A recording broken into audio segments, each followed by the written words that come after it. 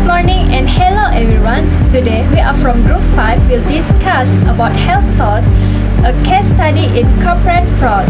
Here is our member Muhammad Shafi bin Shahrul Hamid, Nur Nadia Natasha binti Ahmad Fauzi and Nur Atira binti Abdullah.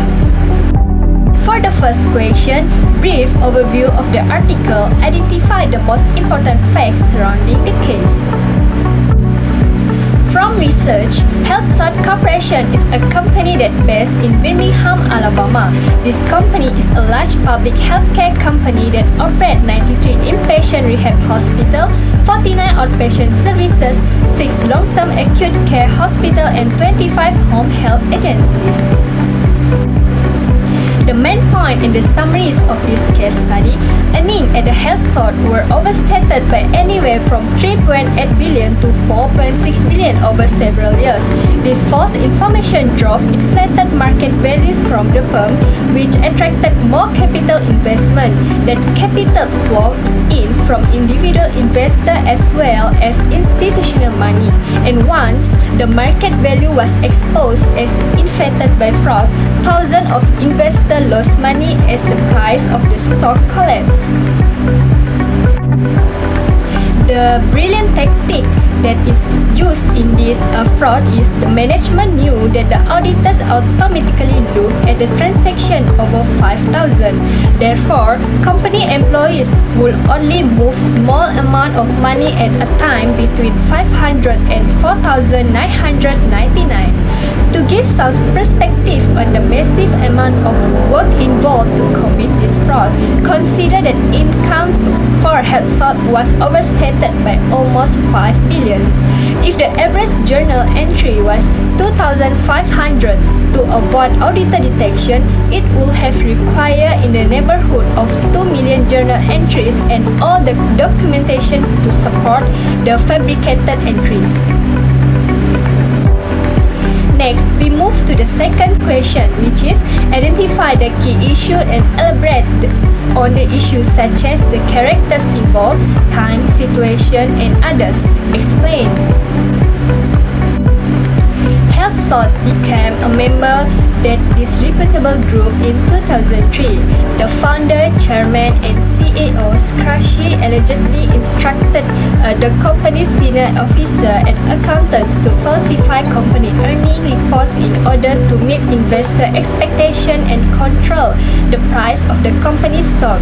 The accountant fraud, which began in 1996, lasted till 2003, by which HealthSouth assets were inflated by 800 million or 10%. As what we can see above, that is the charge of inflated value for HealthSouth company. Here is the main character who involved in the corporate fraud, which is Richard Scratchy, the ringleader, Aaron Beam, the CFO who unwilling to speak up, and Weston Smith, the CFO who turned whistleblower. After the fraud was detected, third of them got punished, which is the Richard Scratchy faced 36 charges of fraud, 82 months in federal prison, 3 years probation, 267,000 in restitution, a fine of 150,000 and 500 hours of community service. Aaron Bean sentenced to 3 months, also fined 10,000 and ordered to pay 275,000, while Winston Smith sentenced to 27 months but served only 40 months in federal prison for the 4 months in a halfway house. After years, Scratchy has been out of jail for 4 years and still denies the charge, while Smith and Beam now lecture business students on corporate ethics. So I will continue for the alternative course of action. The growth strategy of HealthSouth was based on the presumption that Medicare is a no-loss business, as the government as well as the individual people will always invest in here. HealthSouth got away with such a huge fraud for a long time. Their executives followed the following 5 basic steps. The first step is company officials compare their financial statements with that of the expectations of the analysts and investors. The second step is if the earnings were short, managers were told to fix them. The third step is added the extra non-existent money in multiple small amounts and were used to secure bank loans and raise money from the market.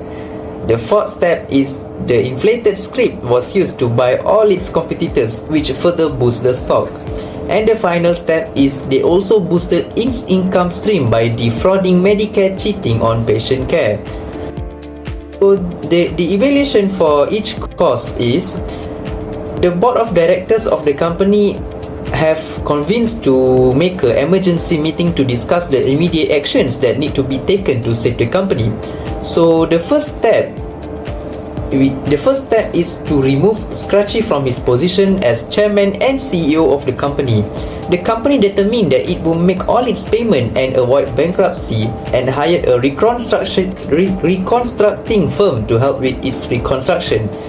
The company started to pay all debts, relieve any liabilities, and restructured the company's finances.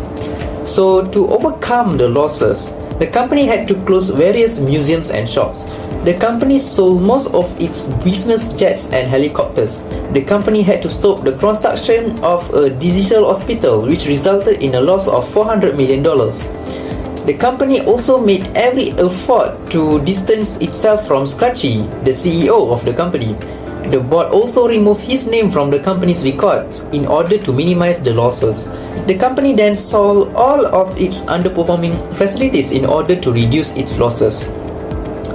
And the final course of action is revamping its plan to sell, spin off, and dispose its various departments with a 1-for-5 reverse stock split. The final step in the recovery is the scandal. The company relisted its stocks on the New York Stock Exchange. So over the next few years, the company sold and reconstructed various divisions. Eventually, the huge Healthsouth Corporation started branching out into other companies like Mac Partners Incorporated, Capstone Capital Corporation, and Source Medical Solution. So what is the justification on the best course of action? The reasons for each course of actions were serious and heinous. What is noteworthy is that this institutional failure has more far-reaching ethical implications than we understand. In an organization like a company, it is not so difficult to defraud innocent investors who do not have much knowledge of collusion, meaning experts may be used to manipulating situations. So if Healthsouth employees were to work according to any ethical principles based on what is right, values the principles of honesty, fairness, and respect. So what happened in the case of Healthsouth was the exact opposite of utilitarianism.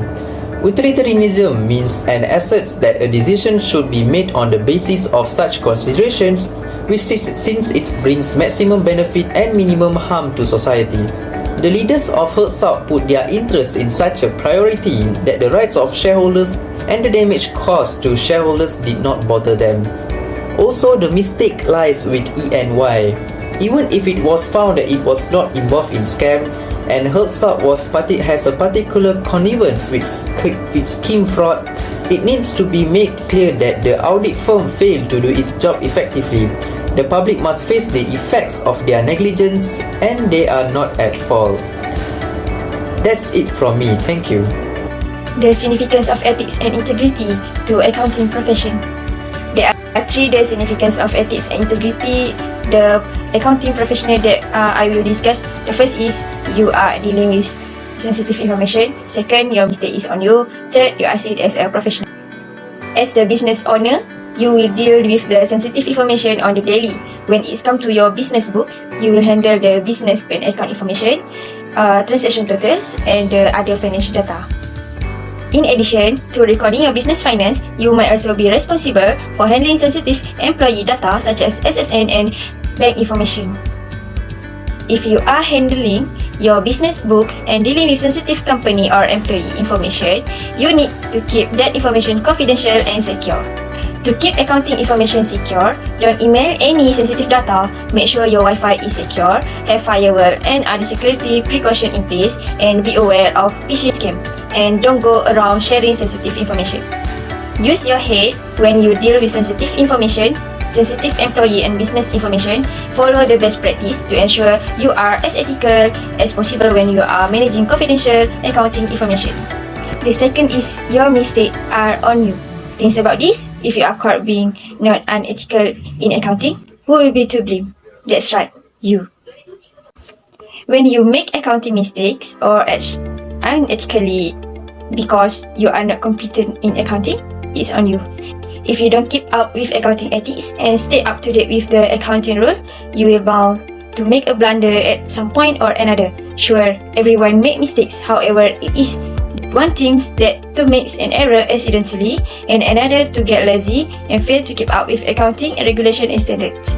To avoid consequence down the road, keep up with the latest accounting news, use your best judgment and don't overestimate your skills. If you find yourself making mistakes time and time again and brushing off accounting ethics, it may be time to seek help from the professional such as accountant. The third is you are seen as a professional. Although you are not an accountant, you are still seen as a professional and expected to act like one when you are running a business and handling your books. Part of being ethical in accounting is following a certain accounting rule and law, such as the GAAP, considered as generally accepted accounting principles set by the Financial Accounting Standard Boards. However, keep in mind that not all businesses are legally required to follow GAAP. So, if you want to be seen as a professional, you have to be professional. Follow accounting regulation to avoid any penalties or negative outcome, just like any other accounting professional would. If you have questions or are unsure about how to record a transaction in your books, don't be afraid to consult someone to ensure you are complying with accounting rules. For the question 7, accountant as the professional are expected to maintain a level of ethical conduct to gain public confidence. Discuss the professional code of the conduct that the accountant needs. The fundamental principle within the code: integrity, objectivity, professional competence, and confidentiality and professional behavior. Establish the standard of behavior expected of a professional accountant, and it reflects the professional recognition of its public interest responsibility. Those fundamental principles as well as the categories of treat to them: self-review, self-interest, advocacy, familiarity, and intimidation treats are unchanged. Also, unchanged are the overarching requirement to apply the conceptual framework to comply with the fundamental principle and where applicable be independent, in addition to the structural revision made to the entire code.